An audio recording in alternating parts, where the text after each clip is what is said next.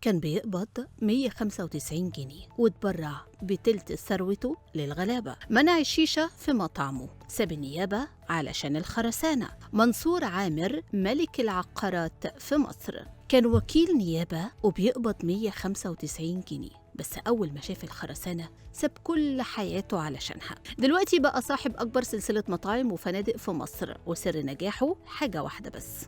منصور عامر ليه منع الشيشة في مطعمه وتبرع بتلت ثروته لمين، وإزاي غير شكل العقارات في مصر؟ كل دي تفاصيل هتعرفها معنا في الفيديو ده.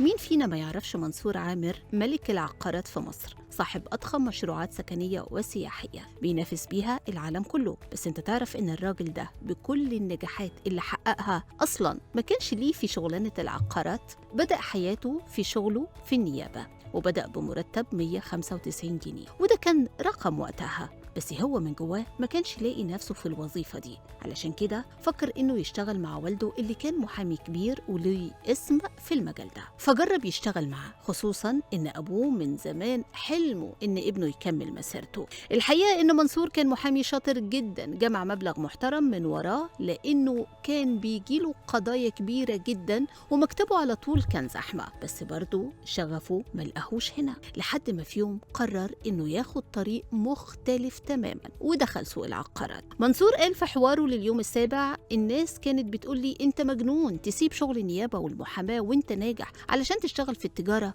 بس هو كان بيقول لهم عايز اشتغل حاجة احبها واكون مرتاح نفسيا فيها. البداية لما اشترى بيت في مصر الجديدة ب 250 ألف جنيه، فهدوا وباعوا، ولحسن حظه الناس كانت بتشتري منه على طول، وقال بالنص: من وقتها لما شفت الخرسانة قلبي دق، أنا فعلا بحب الشغل ده، الإعمار بالنسبة لي متعة حقيقية. وهنا بدأت مشروعاته اللي غرقت مصر، أولهم القرية النوبية في شرم الشيخ. وعلشان عايز يكون له بصمة ويعمل حاجة ما كانش حد عملها قبله، فكر إنه يشتغل في الساحل الشمالي علشان يشتغل طول السنة بدل الصيف. عمل بورتو مارينا وجولف بورتو مارينا، ودول بقوا شغالين طول السنة. لا لسه ده طلع بره الصندوق وعمل حاجة غير متوقعة، قرر إنه يبني مشروع سياحي كامل على قمة جبل مصري، وهو بورتو السخنة، أشهر مشروع سياحي في مصر. كمان عنده مطاعم عالمية بتسوي مليارات الدولارات، منهم مطاعم الخدمة المتكاملة في الشرق الأوسط تشيرز العالمية، ومطاعم كارينوز الإيطالية، وغيرها كتير من المطاعم بتاعته اللي بتتميز بحاجات كتيرة جدا، أهمها